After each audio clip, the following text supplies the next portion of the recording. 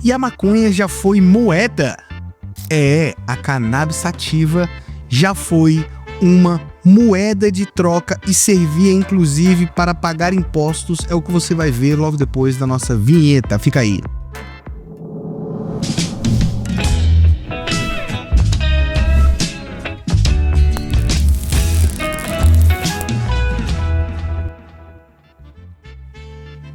Fala galera, bem-vindos ao mundo da cannabis, e no episódio de hoje vamos falar do uso da cannabis sativa na época em que ela já era uma super commodity, mais especificamente o cânhamo, que nos Estados Unidos foi utilizada como moeda durante 200 anos. Mas antes de mais nada, não esqueça aqui de clicar aqui e deixar o seu like, de se inscrever no canal, compartilhar o nosso conteúdo e comentar conosco lá para você participar, pedir episódios, que isso é muito importante para nós. As fibras do cânhamo, da maconha, têm a sua utilidade datada de milhares de anos antes de Cristo e seguiram com a humanidade desde então, porque tem registros do uso no Império Chinês, da Bíblia impressa, em folhas de cânhamo, e muitos outros registros, das navegações, uso em velas, tal, na marinha. E para o que nos interessa no tema de hoje, que é a América ou as Américas, a cannabis ou a maconha ou o cânhamo tem um papel significativo, porque as fibras do cânhamo, que são fortes, como a gente já ilustrou em diversos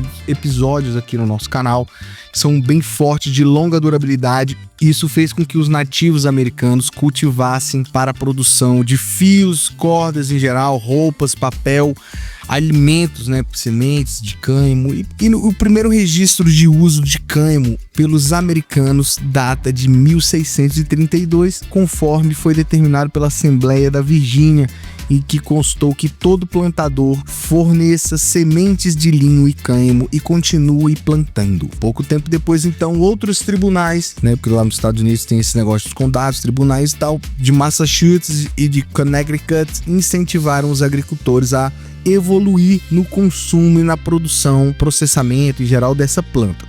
Então, devido a essa versatilidade e a sua importância, acabou ganhando muito campo nos Estados Unidos para a produção de cordas, velas de navios, tecidos, papel, e algumas colônias acabaram incentivando e até exigindo o seu cultivo. Então, lá no período colonial, nos primeiros anos da formação dos Estados Unidos, o cânhamo já desempenhava um papel crucial na economia. Ele era exportado para a Inglaterra, onde era utilizado na produção de roupas, de sapatos, de mapas, de livros, cordais, cordas de navios, correias de paraquedas, bagagens, velas, tendas, enfim, tinha uma produção, uma gama muito extensa de produtos que eram produzidos com isso que na época então eram considerados, vamos dizer assim, uma commodity. E por 200 anos nesse período ela seguiu considerada como uma moeda legal, e ela era utilizada como troca, como moeda de troca para adquirir outros produtos em razão do seu valor. Também servia para pagar impostos para o governo. O governo aceitava lá cânhamos, sacas e quilos e sei lá como é que era feito essa contabilidade de cânhamos. Mas fato é que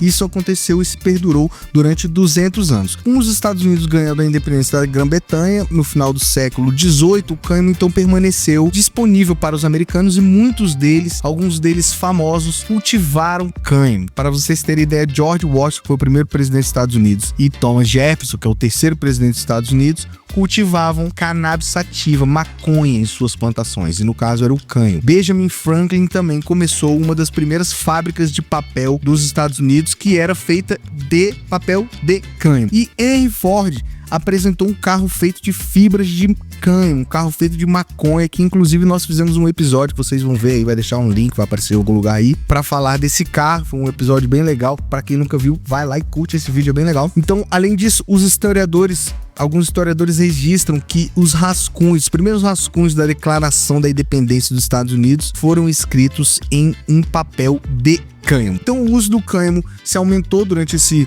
período, principalmente no século XIX, onde a produção se espalhou por mais estados lá dos Estados Unidos, Illinois, Califórnia, Nebraska, enfim. E o Congresso acabou aprovando uma lei em 1841 que ordenava que a Marinha americana só comprasse cânhamo dos agricultores domésticos, dos agricultores dos Estados Unidos. E isso acabou fazendo com que a produção crescesse ainda mais. E algumas inovações tecnológicas da época acabaram também revolucionando e melhorando o processo, né, a eficiência do processo de produção, colheita e fabricação de produtos, e impulsionou esse mercado do cânhamo. Então, já no início do século XX, cânhamo estava em alta ali. De acordo com um artigo da revista Popular Mechanics, que foi publicado em fevereiro de 1938, nele dizia que o cânhamo cultivado no país podia eventualmente chegar à cifra de $1 bilhão.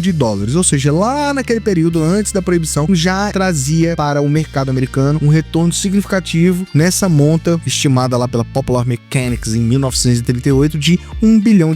Mas apesar disso, foi nesse mesmo século, ao longo desse século XX, que os estados individuais e o governo federal americano começou a criminalizar a maconha, a cannabis sativa. A ligação familiar do cânhamo com a maconha, com a cannabis sativa mesmo, olha eu falando uma besteira, é cannabis sativa, mas a ligação do termo cânhamo com a maconha, por serem da mesma planta, e a falta de conhecimento sobre a diferença entre elas, que uma tem menos de 3%, 2% de THC, e a outra já tem um alto teor de THC, um teor superior a isso em THC, as leis que foram implementadas acabaram proibindo o crescimento da cannabis e, por falta de conhecimento, também do cânhamo. O domínio doméstico acabou diminuindo nesse período de 1938, ali 37, 38, quando começaram a ser criados esforços para regularizar a questão da cannabis, e num erro, digamos assim, numa má gestão desse processo de regularização, os Estados Unidos acabaram criando um imposto que prejudicou de vez esse comércio do cânhamo, que era o Marijuana Tax Act, que a gente falou desse Marijuana Tax Act no episódio da proibição lá na nossa saga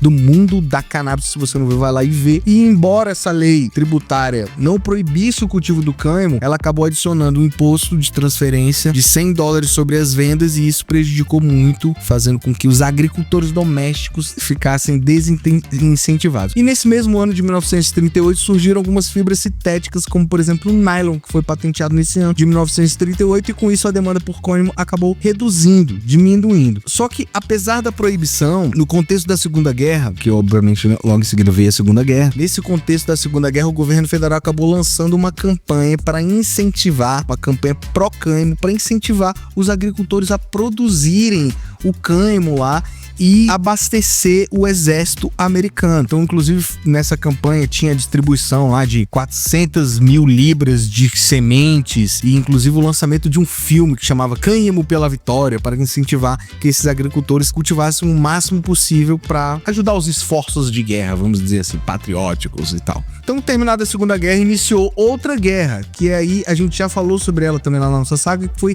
a Guerra às Drogas. É interessante os episódios que a gente fala sobre a Guerra às Drogas, que a gente explica bem isso, e isso acabou em um completo declínio do cânhamo, não só pelo desuso e da criação de novas fibras sintéticas, mas também pela falta de conhecimento que gerou esse preconceito, achando que cânhamo e maconha era a mesma coisa. Inclusive, isso tem até um problema. Nos Estados Unidos, quando voltaram a produzir o cânhamo, eles estavam sofrendo muito com o roubo da plantação. O pessoal ia lá e roubava as plantas de cânhamo, que estavam com aqueles buds gigantes, achando que ia dar onda, mas não dá onda, né? Então, eles fizeram várias reportagens e divulgaram nos jornais que, olha, o cânhamo não dá onda e tal, parem de roubar nossa plantação, enfim. Então, foi só depois que terminou essa guerra às drogas, que a gente ilustra bastante lá nos nossos episódios, foi só em 2014 que o jogo começou a virar a favor do cânhamo novamente, porque foram criadas leis que permitissem o plantio disso lá nos Estados Unidos, ainda que com base em pesquisa, e desde então ele tem voltado a ser destaque, especialmente lá nos Estados Unidos, com vários estados legalizados, hoje mais de 40, e estima-se que vai atingir o valor superior a $30 bilhões nesse ano de 2025. Eu falei $30 bilhões, é isso mesmo, são bi. Então é importante notar que, apesar do crescimento esperado dessa indústria lá nos Estados Unidos, eles também passam por alguns desafios significativos, como a necessidade de melhor regulamentação, a lei tributária sobre cannabis, que não proíbe o cultivo do cânhamo, acabou fazendo com que alguns países se desincentivassem, mas em compensação outros países estão seguindo no caminho ao contrário. Nova York, por exemplo, está expandindo rapidamente as operações legais de cannabis, com projeções de números de dispensários licenciados dobrando agora nesse ano de 2025, o que pode contribuir com o crescimento geral do mercado. Então, embora essas estimativas variem com relação ao crescimento de 30 bilhões agora no final de 2025, é certo que esse é um consenso claro que o mercado americano vai continuar a crescer ano a ano, podendo atingir os 50 bilhões até 2027, como a gente também já sinalizou em uma das nossas reportagens aqui, uma dos nossos vídeos. E por aqui a gente vai ficar de olho, a gente vai ficar ligado em todas essas mudanças nesse mercado da cannabis, nessa onda verde, e sempre que a gente tiver novidade ou curiosidade, a gente traz aqui para vocês, como essa curiosidade de que a maconha já foi utilizada como moeda, que a gente achou bem interessante. Eu espero que vocês tenham gostado. Não esqueça aqui de deixar o seu like, de compartilhar o nosso conteúdo, comentar conosco, se inscrever se você não é inscrito, e a gente se vê no próximo episódio. Valeu, galera!